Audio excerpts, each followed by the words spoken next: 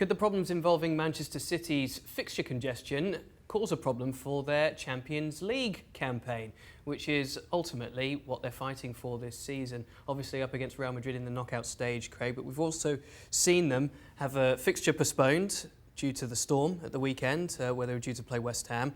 Their game against Arsenal has already been postponed because they're in the FA Cup 5th round. If either themselves or Chelsea get through to the 6th round of the FA Cup, their game where they meet each other on that particular weekend would be postponed as well. So they'd be basically having a fixture blockage right around the time of these knockout games for the Champions League. Do you think that that's a concern at all? I think it's a concern, but bearing in mind they're not in a title race and they're going to get in the top 4, I think they can swerve it. You know, finding dates for the fixtures is going to be a little complex.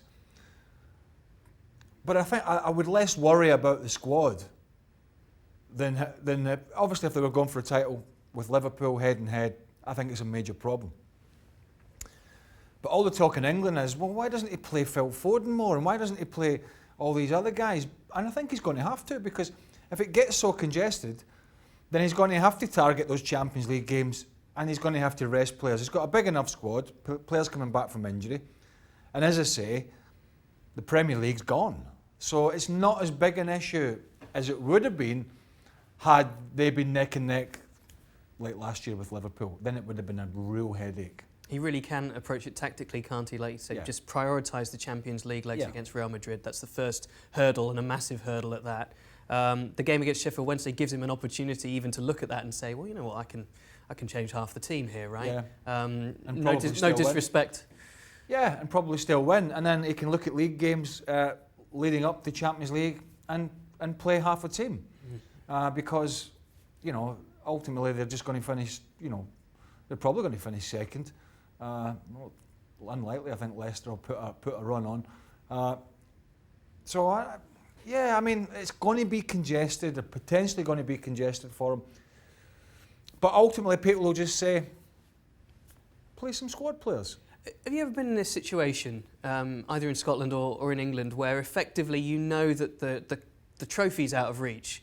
I know you would have had your own goals to kind of play for, to finish as high up as you can in the table, but it's strange with Manchester City because they, as you rightly say, are so comfortably in the top 4. It's almost as if they're not really playing for much. I mean, they're the champions. They don't really care about finishing second or third, I'd imagine. It's much more important about the Champions League. So have you ever had to manage that throughout the course of a league campaign or the second half of a league campaign?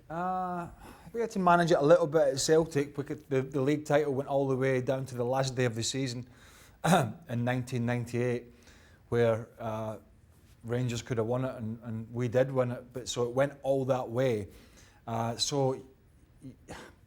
But we were out of European competition by then. Liverpool had sort of knocked us out of the UEFA Cup, as they did on the away goals. So we didn't really have to manage that. The League Cup in Scotland is played before Christmas and is finished early. So the only thing going was the Scottish Cup and the league.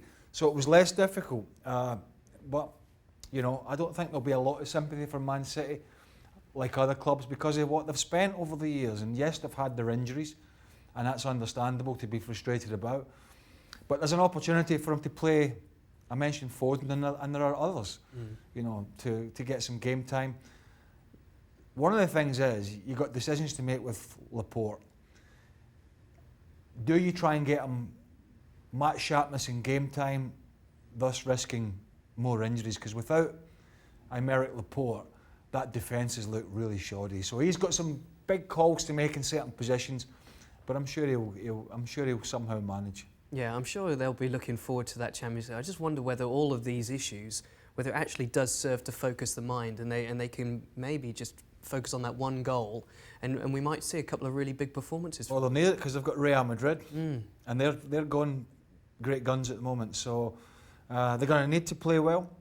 I think they can. They're good enough, and the fixture congestion, as I say, is less of a headache than it would have been 12 months ago. So, yeah, it's not ideal, but it is what it is. It is what it is. So Pep Guardiola looking to conquer the old enemy Real Madrid in the Champions League. That's the #1 focus and concern for Manchester City. He then has to put a team out in all these other games. Thanks so much for watching ESPN on YouTube. And for more sports highlights and analysis, be sure to download the ESPN app. And for premium content and live streaming, subscribe to ESPN Plus.